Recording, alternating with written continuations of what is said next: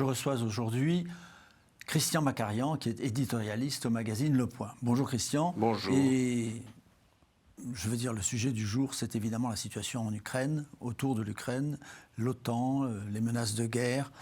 On a l'impression, peut-être me trompe-je, que le président Poutine met un peu d'eau dans son vin, en dépit du fait qu'il a toujours plus de 100 000 hommes massés à la frontière de l'Ukraine. Alors, que va-t-il se passer? Alors, en dépit du fait qu'il a 100 000 hommes massés à la frontière de l'Ukraine, cher Bernard, et du fait aussi qu'il a réuni plusieurs milliers d'hommes sur le territoire de la Biélorussie, c'est-à-dire qu'il fabrique une véritable mâchoire, ou une tenaille si on préfère, pour bien donner du sens à la menace qu'il fait peser sur l'Ukraine. Donc, vous avez raison, il donne l'impression de revouloir dialoguer, mais il ne desserre absolument pas les dents, ni l'étau. Ça fait beaucoup d'images, hein, la mâchoire, les tenailles, l'étau, mais enfin, ça décrit bien la situation. Il faut s'habituer avec les Russes à ne pas dissocier le processus diplomatique de l'aggravation de la menace. Figurez-vous qu'on peut parfaitement discuter pour un esprit russe de l'entourage de Poutine, tout en faisant monter la tension. Donc ce n'est pas parce que M. Poutine donne des gages en termes de dialogue qu'il baisse la vigueur de la menace qu'il exerce sur l'Ukraine. Et je crois qu'il ne faut pas tomber dans ce piège. Il n'y a pas le dialogue d'un côté et la menace de l'autre. Pour les Russes, la menace fait partie, est un élément du dialogue, où le dialogue, si vous voulez, se poursuit, alors que la menace peut continuer à rester très élevée. Mais alors la question que je voudrais vous poser, c'est qu'est-ce qui lui prend? Parce que subitement, il se réveille un matin, il se dit « je vais masser des troupes à la frontière, je vais menacer l'Ukraine, je vais demander… » Alors, on s'interroge encore beaucoup sur ces motivations, mais tout a commencé en gros à la fin de l'été dernier, au mois de septembre, avec justement des manœuvres très significatives visant l'Ukraine, qui se déroulaient en Biélorussie. Or, l'an dernier, ce n'était pas une année banale. C'était l'année 2021, c'est-à-dire l'anniversaire de la fin de l'URSS en 1991, les 20 ans de la fin de l'URSS. Or, Poutine s'était exprimé au début de l'été par une lettre qu'il avait adressée à tous les soldats de toutes les forces armées, et il avait fait connaître son point de vue de doctrine, à savoir que selon lui, la fin de l'URSS était une catastrophe géopolitique. Qu'entendait-il par là? Le fait que la Russie, en tant que force dominante et idéologie conquérante au sein de cet ensemble qu'on appelait l'Union des républiques socialistes soviétiques, que la Russie s'est trouvée diminuée par la dislocation de ce système qui était l'URSS. Et que donc, ce n'est pas tellement l'idéologie communiste que Poutine souhaitait ramener au goût du jour, pas du tout, je crois qu'on se trompe là-dessus, c'était simplement la situation qui offrait à la Russie une telle puissance. Autrement dit, Poutine est nostalgique non pas de l'ère communiste, mais de la puissance qu'avait la Russie durant l'ère communiste. Mais entre-temps, il avait avalé quand même, envahi la Crimée, donc il aurait pu peut-être s'en contenter, ce n'est pas rien. Il dépaisse l'Ukraine, si vous regardez tout son bilan, de façon méthodique. Avant lui, c'était à l'époque de Boris Yeltsin, il y a eu la Transnistrie. Donc si on prend la carte de l'Ukraine, on est à l'extrême sud-ouest de l'Ukraine. Il y a un lieu au-delà d'un fleuve qui s'appelle la Transnistrie, au-delà du Dniestre, qui est complètement entre les mains des séparatistes russes et qui représente un morceau de la Moldavie qui est le plus riche, le plus prospère, le plus industriel, tel qu'il avait été dessiné à l'époque soviétique. Ensuite, il y a la Crimée qui a été annexée par la Russie en 2014. Là, on est donc en plein sud de l'Ukraine. Et puis, il y a le Donbass avec ses deux provinces, ses deux circonscriptions, celles de Donetsk et de Louhansk, qui sont maintenant aux mains, depuis des années, aux mains des séparatistes russes et qui ont échappé complètement à l'autorité de Kiev. Donc quand vous regardez la carte de l'Ukraine, qui est quand même un gros pays, peuplé d'à peine plus de 40 millions d'habitants, c'est-à-dire un pays qui est quand même encore assez libre d'espace dans beaucoup de lieux, vous avez une Ukraine qui s'est fait grignoter par la Russie. Et le fait de masser au nord, c'est-à-dire en Biélorussie, et au-dessus du Donbass, des forces, là, représente véritablement, encore une fois, une tenaille qui est susceptible d'épouvanter les Ukrainiens. Le but, c'est cela.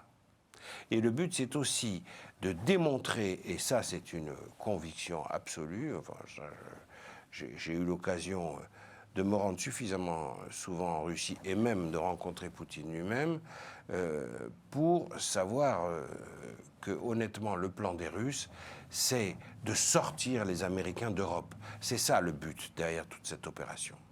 Parce que Poutine n'a pas agi par hasard à la fin de l'été 2021. D'abord pour l'anniversaire de la fin de l'URSS, comme je l'ai dit, mais aussi parce que les manœuvres ont eu lieu une quinzaine ou une vingtaine de jours après le retrait américain de Kaboul le 15 août. Or, qu'a vu Poutine à cette occasion? Que les États-Unis se retiraient. Et il s'est dit, s'il se retire de cet Afghanistan où nous, les Soviétiques, avons subi une cuisante défaite aussi, eh bien, la prochaine étape pourrait bien être le retrait américain de l'Europe de l'Est, à travers notamment les structures de l'OTAN. Donc, en tant que Russe, Poutine a dû se dire, je dois tenter cette carte-là. Et il faut bien reconnaître que si vous retournez la question, cher Bernard, autrement, et si vous la posez de la manière suivante, qui, en Europe ou aux États-Unis, est prêt à aller mourir pour l'Ukraine? La réponse, vous l'entendez très fortement retentir dans votre esprit. C'est non. Personne ne veut aller mourir pour l'Ukraine en Occident.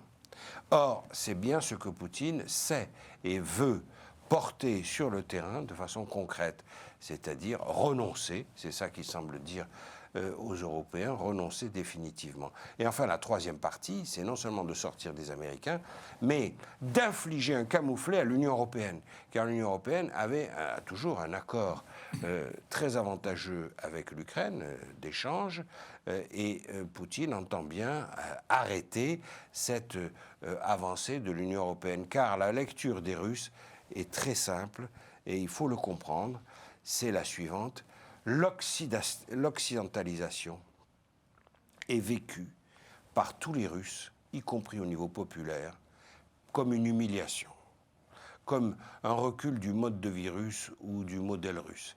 Et quelque part, le pays le plus occidentalisé, aux bordures de la Russie, c'est l'Ukraine. En contrepartie, je veux dire, de l'autre côté de la frontière, du côté européen et américain, pour le moment, on a adopté une attitude assez ferme. Les échanges entre Blinken et Lavrov ne mènent pas à grand-chose pour le moment, mais chacun campe sur ses positions et les Américains sont sur une position quand même assez ferme, semble-t-il. Oui, ils sont sur une position ferme, les Européens aussi, oui, puisque la France, par exemple, a décidé d'envoyer un contingent militaire en Roumanie, dans le cadre des accords de l'OTAN, donc en bordure de l'Ukraine, direct. Et que les pays baltes eh bien, reçoivent du matériel militaire, d'autres alliés de l'OTAN, pas seulement des États-Unis, d'autres pays aussi.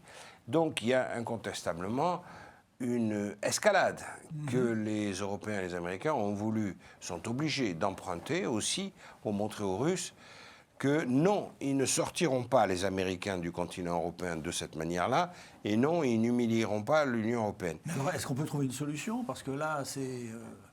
La seule solution, de toute évidence, c'est que M. Poutine obtienne des gages, mais qu'il en donne aussi. Alors, quel gage peut-il... C'est sur ça que la discussion bloque. Quel gage peut-on accorder, enfin, quelle concession peut-on accorder à Poutine? Aucune de celles qu'il demande. Il demande, c'est quand même incroyable, que les pays qui ont rejoint l'OTAN après 1997, donc la Roumanie, la Bulgarie, etc., se retirent. C'est littéralement la liquéfaction de l'Alliance Atlantique. Donc c'est inacceptable. Et en plus, c'est pas à nous ni à l'OTAN de le décider, c'est la souveraineté de ces peuples. C'est souverainement que ces peuples ont décidé par leur assemblée parlementaire en général, et qui a soutenu leur gouvernement, d'adhérer à l'OTAN. Donc non, on ne va pas accepter cette condition. Les autres conditions qui comportent sur l'Ukraine en particulier, c'est que l'Ukraine s'engage par un document écrit à ne jamais adhérer pour l'éternité à l'OTAN. Ça n'est pas non plus acceptable, puisque c'est à l'Ukraine de décider de son propre, et au peuple ukrainien, de décider de son propre destin. Donc, qu'est-ce qu'on peut obtenir comme concession? Incontestablement, le mieux serait qu'il y ait, de la part des autorités ukrainiennes, de la part du président Zelensky notamment, une sorte de concession faite aux provinces de l'Est, aux provinces séparatistes, et puis des lois de réforme intérieure. C'est en ce sens que l'Union européenne fait pression sur l'Ukraine pour ménager les russophones qui vivent en Ukraine, leur laisser des droits, leur accorder des formes d'autonomie, y compris linguistique, culturelle, mais y compris politique, des formes d'élection locale sous-fédérale, quelque chose qui ne menace pas l'intégrité territoriale de l'Ukraine, mais qui soit quand même une concession. Alors voilà. Et l'adhésion à l'OTAN ? L'adhésion à l'OTAN, l'OTAN a répondu de façon claire et nette qu'il n'y a pas de processus à l'heure actuelle de rapprochement ou d'adhésion de l'Ukraine à l'OTAN. Je veux dire, c'est hors sujet. De la même manière pour la Géorgie, parce que ça a fait partie aussi des demandes de Poutine. La Géorgie non plus n'est pas supposée adhérer à l'OTAN. Il n'y a pas de discussion en cours, ni avec l'Ukraine, ni avec la Géorgie, portant sur l'adhésion de chacun de ces pays à l'OTAN. Il y a des échanges, il y a des dialogues, mais ça n'est pas du tout la même chose qu'un processus d'adhésion. Poutine le sait. Ce qu'il veut, c'est une victoire aux yeux du monde, et en particulier aux yeux de la Chine. C'est très important pour Poutine. Ah bon, pourquoi? Parce que Poutine dispose d'un seul et dernier élément de supériorité par rapport à la Chine. La Russie est un pays pauvre, qui a le PIB de l'Espagne, à la différence que la Russie compte plus de 140 millions d'habitants, c'est-à-dire donc quasiment 100 millions d'habitants de plus que l'Espagne pour le même PIB. Ouais. Donc c'est un pays objectivement pauvre. On voit le niveau de vie. Ouais. Voilà, comme le dit un sénateur américain, c'est une station-service avec des fusées nucléaires. Donc oui, la Russie a des fusées nucléaires en grand nombre. Elle a des armements très sophistiqués qu'elle continue à développer, hypersoniques, des missiles très très menaçants, qui ne sont pas nécessairement passés au stade opérationnel, mais qui font l'objet d'études et de recherches très très poussées. Donc Poutine conserve une supériorité sur la Chine, qui est un géant économique désormais quasiment invincible, c'est la partie militaire. Et en agitant sa force militaire, en devenant ce que Emmanuel Macron a très bien appelé, au sujet de la Russie, une puissance de déséquilibre, eh bien, Poutine montre qu'il n'est plus puissant que ce que son PIB par tête le laisse entendre. Et je crois que pour lui, le message vis-à-vis de la Chine est très important. Il est insupportable pour l'orgueil ou la fierté russe que le monde se résume à un concert de deux nations, oui, des États-Unis et la Chine, Washington et Pékin, et que la Russie soit considérée, comme le disait le sénateur que je citais tout à l'heure, celui qui parle de station-service, que la Russie soit considérée comme secondaire. C'est le mot qu'a employé Obama déjà, il y a plus d'une dizaine d'années. Puissance secondaire. La Russie ne supporte pas cette déclassification. Voilà. Donc, faire monter la menace, regardez, que fait-on ici avec vous, cher Bernard? On ne parle que de la Russie. Toutes les diplomaties du monde ne parlent que de la Russie depuis des semaines. Poutine a réussi son coup, d'ores et déjà, qui est de remettre la Russie au centre, non pas de l'équilibre mondial, mais du déséquilibre mondial. Mais il a réussi aussi à contredire Emmanuel Macron, qui avait dit que l'OTAN était brain dead, en état de mort cérébrale. Alors là, Poutine l'a bien réveillé. Poutine l'a bien réveillé, et alors rétrospectivement, la phrase de Macron apparaît gravement déplacée, et même apparaît comme une erreur. Oui. D'ailleurs, Valérie Pécresse... Pour ne pas dire stupide. Je vous laisse le choix des mots, mais je ne les désapprouve pas. Ce n'est pas une phrase très inspirée, c'est le moins qu'on puisse dire. Valérie Pécresse ne s'y est pas trompée, puisqu'elle a dit elle-même, en tout cas, je ne dirai jamais, dans le contexte actuel, que l'OTAN est en état de mort cérébrale, parce que d'une certaine manière, Poutine a réveillé l'OTAN. Il lui a redonné une raison d'être, c'est-à-dire d'être une alliance défensive contre la Russie. Il manquait à l'OTAN une charte constitutive, une raison d'être, un cahier des charges. Eh bien, le voici. Ça consiste à contrer la Russie et à l'empêcher de poursuivre ses menées contre les anciens pays du pacte de Varsovie. Alors, que pensez-vous du rôle qu'Emmanuel Macron est en train de jouer ou veut jouer en ce moment avec ses appels à Poutine en tant que président de l'Europe en ce moment? Est-ce qu'il n'est qu'un petit télégraphiste amélioré ou il joue vraiment un rôle? La ligne d'Emmanuel Macron est sinusoïdale. Oui. Sur la Russie. C'est le moins pas seulement sur la Russie, oui. Pas seulement sur la Russie, mais en 2017, il a commencé par recevoir Poutine tout de suite après son élection à Versailles, dans le cadre prétexte d'une exposition consacrée à Pierre le Grand. Ensuite, en 2019, si ma mémoire est bonne, il l'a reçu à Brégançon pour lancer un grand dialogue franco-russe. Notamment, on a lancé le dialogue de Trianon, des échanges culturels avec la Russie. On s'est dit, on va essayer le langage tendre. Et puis, Poutine a donné... Mais l'idée, c'était d'obtenir des gages de la Russie, des petits signes, notamment en ce qui concerne l'Ukraine et surtout en ce qui concerne l'Ukraine. Réponse de la Russie, aucun signe, d'aucune sorte. Donc, Macron est parti dur contre Poutine en lui reprochant à des forces russes d'avoir interféré dans l'élection présidentielle 2017. Puis, il a été souple et amical avec Poutine, puis Poutine n'a donné aucun gage, donc on a redurci le ton, puis on s'est retrouvé maintenant littéralement discrédité, hors propos.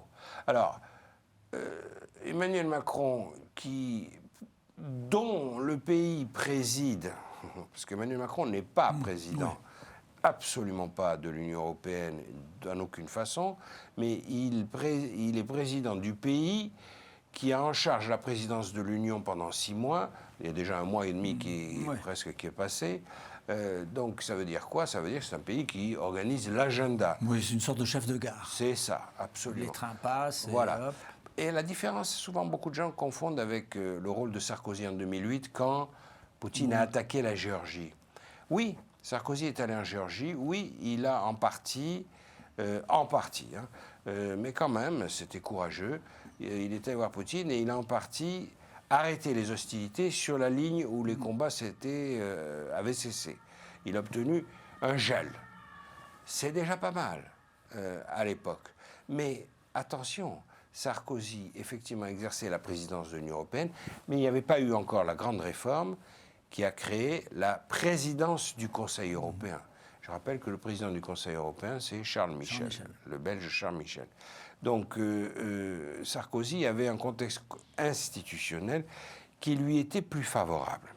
Aujourd'hui, Macron a moins de pouvoir à la tête, dans le rôle du président du pays qui préside. C'est compliqué, hein. On comprend qu'il y a beaucoup de gens qui n'aiment pas l'Europe. Mais Macron n'a pas les mains aussi libres que Sarkozy les avait, parce que, justement, il y a un président aujourd'hui du Conseil européen qui n'existait pas à l'époque. Et cette affaire a montré également, puisque vous parlez de l'Europe, que les Européens n'étaient pas d'accord entre eux sur la façon de répondre aux provocations de Vladimir Poutine. Moi, je trouve que ça a été très utile pour débusquer l'Allemagne. L'Allemagne a adopté une attitude assez... Vous parlez de l'Allemagne nouvelle, si j'ose dire, avec le nouveau chancelier. M. Scholz, mais qui a été formaté largement par Mme Merkel et même avant par le chancelier Kohl. L'Allemagne Schröder. Oui, non, je parle bien de Kohl, oui, a été formaté par... je parle de la période qui a suivi la réunification. Un des prix de la réunification, c'était quand même de rétablir des relations un peu plus souples avec la Russie, grand survivant de l'ex-URSS. Oui. Bon. Donc, les Allemands étaient dans une ambiguïté qui illustre parfaitement le gazoduc Nord Stream 2, donc cofinancé et construit pour alimenter l'Allemagne. Mais qu'est-ce que vous voulez, l'Allemagne est dépendante à 40% du gaz russe. C'est un choix qu'elle a fait. Personne n'a obligé l'Allemagne à le faire. Et si elle l'a fait, elle entend aujourd'hui que ça influe sur sa diplomatie. En gros, et pour être clair, les Allemands n'aiment pas qu'on soit trop dur avec les Russes. Exactement. Mais les Français, qui dépendent à beaucoup moins du gaz russe, mais vraiment beaucoup moins. 10%. Oui, c'est ça, une dizaine de pourcents, ont beaucoup plus de liberté de manœuvre. Donc, il y a eu une période de tension, même de dissension. Mais heureusement, c'est là qu'on a vu la grande sortie du nouveau chancelier Olaf Scholz. Scholz a résolu le problème en rejoignant le camp français. Et là, l'Allemagne a fait quand même un geste qui s'adressait pas spécialement aux beaux yeux du président français, soyons honnêtes, qui était aussi exigé par l'administration Biden. Donc la France s'est trouvée intermédiaire entre les États-Unis et l'Allemagne pour aider l'Allemagne à épouser davantage le point de vue français, donc à être plus exigeante et plus dure avec les Russes. Il y a là une partie qui continue. Les Français, en échange, avaient besoin du soutien de l'Allemagne dans le cadre du fameux format Normandie, c'est-à-dire Allemagne, France, Russie et Ukraine. Vous pensez qu'il va être ranimé, ce format? Ça serait bien, mais c'est entre les mains de M. Poutine. C'est la seule instance qui permettrait d'obtenir une désescalade. Macron, d'ailleurs, s'y est employé. Mais il faut que Poutine soit consentant. Zelensky est d'accord, le président ukrainien. M. Scholz est d'accord, la France est d'accord. Il y a un seul des quatre qui use quand même d'une forme d'hypocrisie. Les Russes viennent aux réunions, mais ils ne changent pas trop de position. Donc là-dessus, il va falloir qu'on aboutisse à une solution. Et je répète, je pense que Poutine participe, donne ordre que la Russie participe aux réunions du groupe de Minsk, parce qu'il sait que les Européens sont en train de faire pression sur les Ukrainiens afin qu'ils fassent des concessions. Donc Poutine se dit, après tout, j'ai intérêt à utiliser de fer au feu la carte pacifique du dialogue dans le cadre du groupe de Minsk et la carte méchante de la pression militaire. Il n'a rien à perdre à utiliser les deux. Et c'est exactement ce qu'il fait. Il nous reste 1 minute. Je vous propose de faire le point en 1 minute si c'est possible, mais je pense que ça vous intéressera, sur votre pays favori, si j'ose dire, dont nous avons beaucoup parlé, c'est le Haut-Karabakh. Que devient la Syrie? Alors le Haut-Karabakh est une des zones dans laquelle la Russie a réussi son coup, puisqu'elle elle a à l'heure actuelle seulement 2000 hommes, et ça lui donne un pied au fin fond du Caucase, sur les hauteurs montagneuses, entre l'Azerbaïdjan et l'Arménie. La Russie de Poutine a réussi à enlever cette terre arménienne ancestrale à l'Arménie, en assurer la gestion et la protection elle-même, la Sainte Russie. Et de l'autre côté, comme ce territoire est exigé par les Azerbaïdjanais comme partie intégrante du territoire azerbaïdjanais, la Russie la retire aussi à l'Azerbaïdjan. Donc la Russie enlève le territoire à l'Arménie et elle l'enlève aussi à l'Azerbaïdjan en l'occupant. Avec seulement 2000 hommes. Avec seulement 2000 hommes. Comme, il ne faut jamais oublier, il n'y a que 5500 hommes russes en Syrie, qui ont fait totalement tourner la situation en Syrie en faveur de Bachar al-Assad. Donc il y a quand même encore, c'est pourquoi il faut rester très prudent, un savoir-faire russe en matière militaire et diplomatique, en matière de force, tout court. Eh bien, ce sera le mot de la fin. Merci beaucoup, Christian Macarian. Je rappelle que vous êtes éditorialiste au Point. Merci à vous d'avoir suivi cette émission et à bientôt.